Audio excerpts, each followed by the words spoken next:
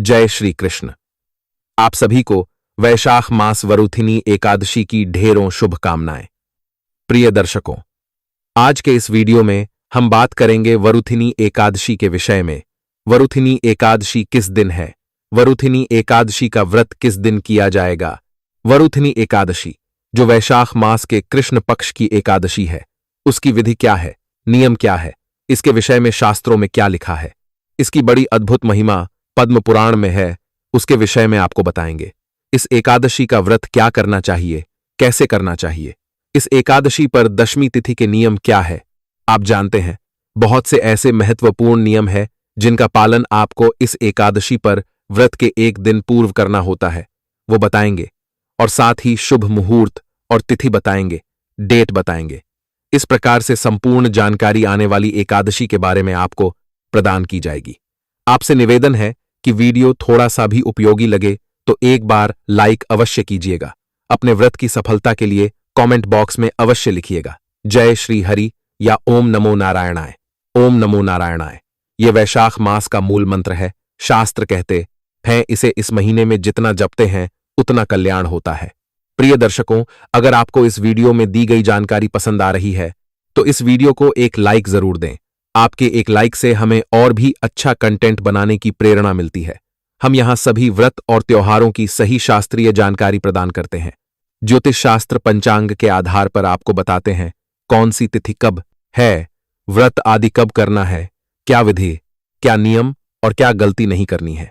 यदि आप सभी व्रत और त्योहारों की सही शास्त्रीय जानकारी पाते रहना चाहते हैं तो कृपया चैनल को सब्सक्राइब कीजिए और बेल आइकॉन को प्रेस कीजिए। आइए अब जानकारी आरंभ करते हैं। बात करते हैं आने वाली एकादशी की। प्रिय दर्शकों, वैशाख मास के कृष्ण पक्ष की एकादशी, इसके बारे में भगवान श्री कृष्ण महाराज युधिष्ठिर बताते हुए कहते हैं। भगवान श्री कृष्ण कहते हैं कि हे महाराज युधिष्ठिर, यह एकादशी सौभाग्य देने वाली है और सब पापों को नष्ट करने वाली तथा अंत में मोक्ष देने वाली है। भगवान कृष्ण का कहना है कि यदि कोई अभागिनी स्त्री करें तो उसको सौभाग्य मिलता है। ये आपके भाग्य को बदलने वाली है। यदि कोई अभागिनी स्त्री इसको कर लेती है तो उसका भाग्य बदल जाता है, वह सौभाग्यवती हो। यही वो एकादशी जिसके पुण्य फल से राजा मानदाता स्वर्ग को गया था। भगवान श्री कृष्ण कहते हैं कि हे राजन, वरुथिनी एकादशी का फल 10,000 वर्ष तक तप करने के बराबर होता है। अर्थात जब आप 10,000 वर्ष तक तप करते हैं लगातार भगवान का, उससे जितना पुण्य मिलता है उतना पुण्य केवल एक वरुथिनी एकादशी का व्रत कर लेने मात्र से प्राप्त हो जाता है। आगे भी कहा गया है कि कुरुक्षेत्र में सूर्य ग्रहण के समय एक मन स्वर्ण दान करने से जो फल प्राप्त होता है वही फल वरुथिनी एकादशी का करने से मिलता है। कुरुक्षेत्र में सूर्य ग्रहण के समय के दान को सबसे अधिक फलदायी कहा गया है। शास्त्र कहते हैं कि यदि सूर्य ग्रहण के समय कुरुक्षेत्र में दान किया जाए तो सर्वाधिक पुण्य देने वाला है, और उसमें भी स्वर्ण दान तो वह और अधिक पुण्य वाला हो गया। इस प्रकार से ये जो एकादशी है ना, ये उतनी ही पुण्यदायिनी है जितना कुरुक्षेत्र में सूर्य ग्रहण के समय एक मन सोना दान करने से आपको पुण्य मिलता है। केवल एक व्रत कर लीजिए, उतना पुण्य आपको प्राप्त हो जाएगा। एक मन सोना तो दान कोई कर नहीं सकता। सोने के भाव आप देख ही रहे हैं कितना ऊपर चढ़े हुए हैं, तो एक मन सोना दान नहीं कर सकते। कोई बात नहीं, आप इस एकादशी का व्रत कीजिए। भगवान श्री कृष्ण कहते हैं कि इस एकादशी का व्रत करने वाला मनुष्य इस लोक में सभी सुखों को भोगता है। अर्थात जो भी आवश्यक सुख सुविधाएं होती हैं वो सब उसे प्राप्त होते हैं, और काल में जब उसका अंतिम सफर आता है तो उस समय वह परलोक में स्वर्ग को प्राप्त होता है।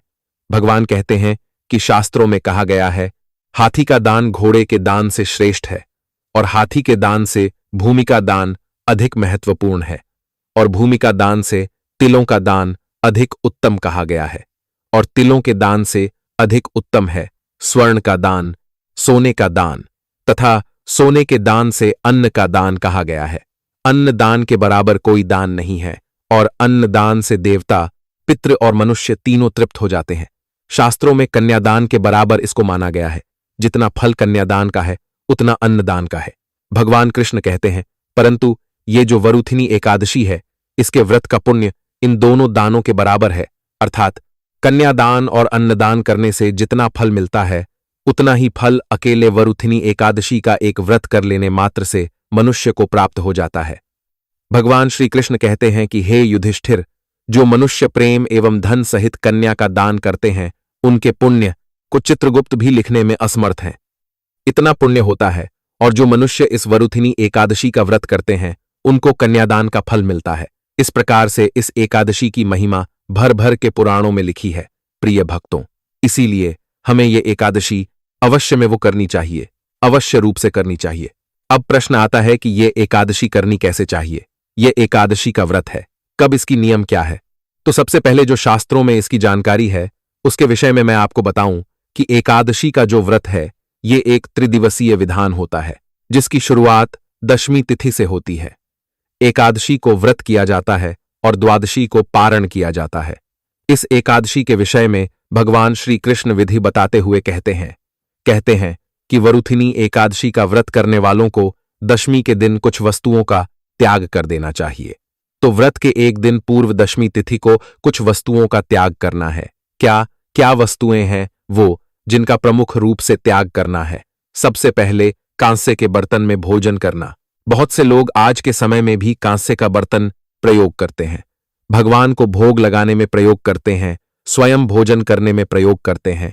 तो कांसे के पात्र में भोजन ना भगवान को कराएं ना स्वयं करें। दशमी तिथि को इसका त्याग कर देना है। एकादशी को भी प्रयोग नहीं करेंगे और द्वादशी को भी प्रयोग नहीं करेंगे। मांस मदिरा का सेवन नहीं करना।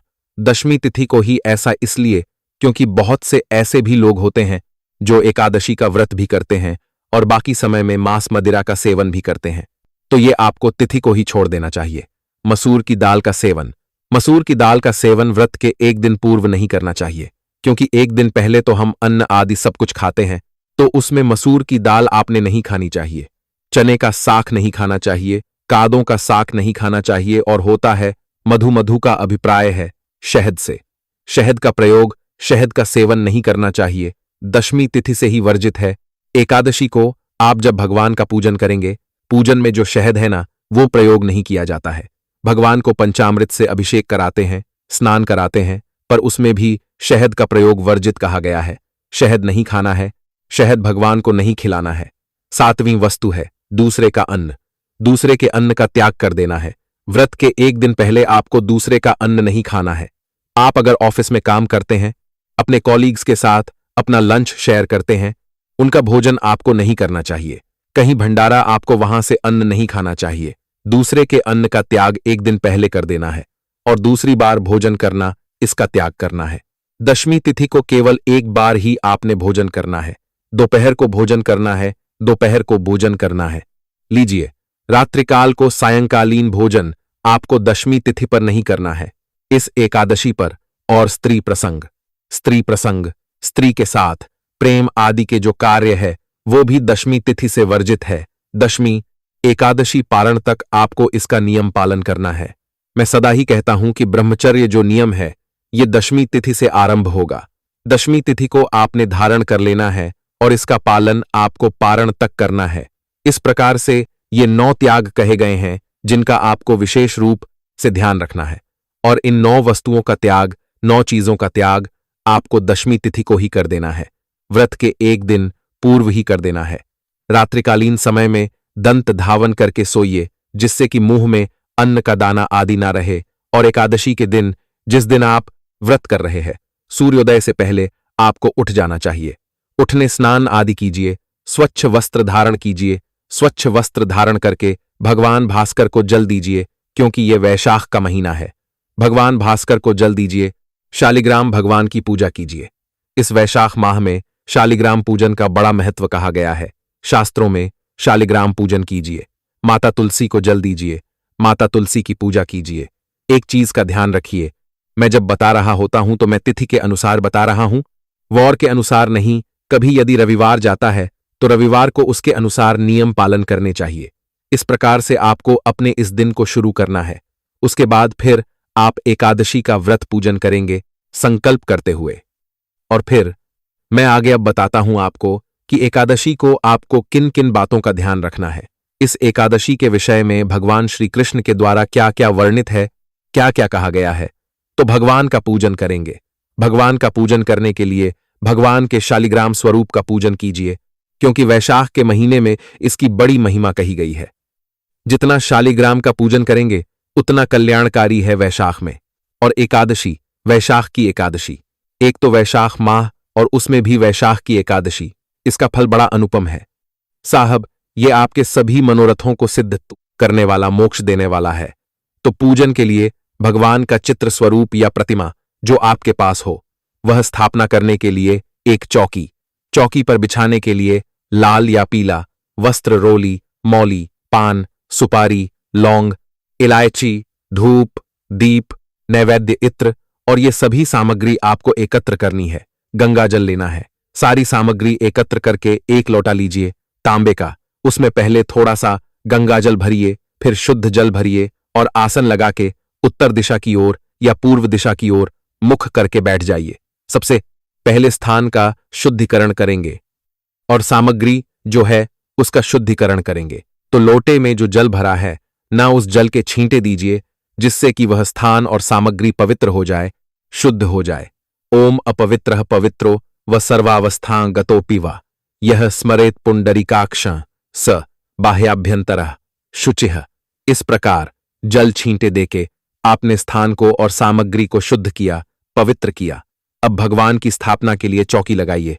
चौकी पर लाल या पीला वस्त्र आपके पास जो उपलब्ध है वह बिछाइए। उसके ऊपर भगवान विष्णु का जो भी चित्र, प्रतिमा या तस्वीर आपके पास है उनको विराजमान कीजिए। उनके सामने सीधे हाथ की ओर घी का दिया रखिए और विपरीत दिशा में धूप रखिए। अगर तेल का जलाते हैं तो वह उलटे हाथ की ओर रखा जाएगा। इस प्रकार आपने भगवान को विराजमान करना है। चौकी आदि लगानी है। अब सबसे पहले आप अपने हाथ धोएंगे, आचमनी करेंगे और फिर हम संकल्प करते हुए पूजन की ओर आगे बढ़ेंगे। जो विधि बताई है उसके अनुसार तो एक छोटे से पात्र में जो लोटे में जल लिया है ना, उसमें थोड़ा सा जल एक कटोरी में या किसी पात्र में ले लीजिए या आचमनी करने के लिए आवश्यक होगा। तो इसमें से 2-2 बूंद जल एक एक मंत्र पर सीधे हाथ पर लेना है और पी जाना है। 2 बूंद जल इसलिए क्योंकि जो लोग निर्जला व्रत करते हैं ना, उनके लिए आचमनी में जल तक कहा गया है कि 6 मासा जल तक आपके रूप में ले सकते हैं। तो 6 मासा जल का विप्राय यही होगा। 2-2 बूंद जब आप 3 बार में लेंगे तो लगभग 6 मासा जल हो जाएगा। इसीलिए इतना ही जल आपको लेना है। सीधे हाथ पे, पहले सीधे हाथ पे जल लेके हाथ धो लीजिए। हंसतो अब 2 बूंद जल लीजिएगा, पी जाइएगा। ओम माधवाय नमः जल लीजिए, पी जाइए। ओम केशवाय नमः जल लीजिए, पी जाइए। ओम नारायणाय नमः जल लीजिए, पी जाइए। ओम ऋषिकेशाय नमो नमः। हस्तो प्रक्षालन, हाथ धोइए। हाथ धो के अपने आप को तिलक कीजिए, मौली बांधिए। अब आप व्रत पूजन का संकल्प करेंगे। सबसे पहले तो दीपक को प्रज्वलित कीजिएगा, धूप को प्रज्वलित कीजिएगा। शुभम करोते कल्याणम आरोग्यम धन संपदा शत्रु बुद्धि विनाशाय दीपक ज्योतिर्नमोचस्तुते। धूप दीपक को प्रज्वलित कीजिए और फिर व्रत पूजन का संकल्प कीजिएगा। आइए मैं संकल्प आपको करवा देता हूं।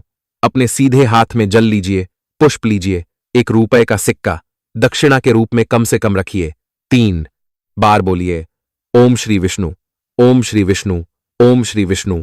अपना नाम, अपना गोत्र, जिस स्थान पर बैठकर आपको संकल्प करना है वहां का मकान, नंबर, क्षेत्र का नाम, शहर का नाम, वैशाख, आयु, आरोग्यता, प्राप्ति, भगवान विष्णु, एकादशी, व्रत, श्री विष्णु और यह संकल्प भगवान के चरणों में अर्पित कर दीजिए।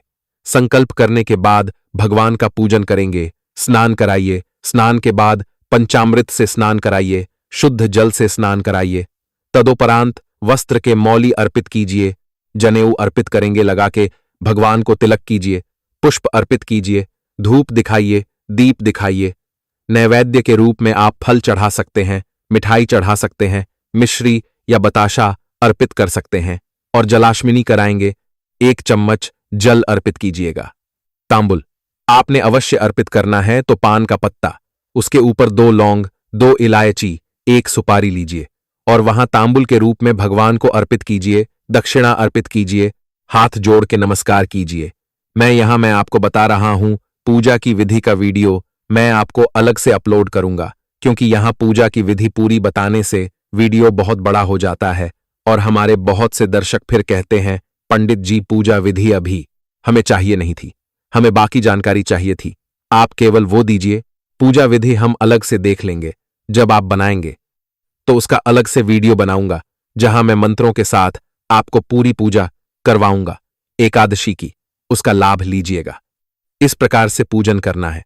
पूजन करके और फिर नियमों के अनुसार अब आपने दिन व्यतीत करना है। नियमों में क्या है कि ब्रह्मचर्य का पालन करते हुए भगवान के चरणों में मन को लगाते हुए दिन को व्यतीत करना है। कुछ विशेष रूप से इस व्रत के बारे में भगवान श्री कृष्ण कहते हैं कि व्रत वाले दिन जुआ नहीं खेलना चाहिए, शयन भी नहीं करना चाहिए। लोग जो चयन करते हैं सो जाते हैं, दिन में बिल्कुल नहीं सोना चाहिए। उस दिन पान खाना वर्जित है और दातुन करना भी वर्जित है। दूसरे की निंदा नहीं करनी चाहिए। आजकल ये बड़ा चलता है, चुगली चलती है एक दूसरे के पीठ पीछे।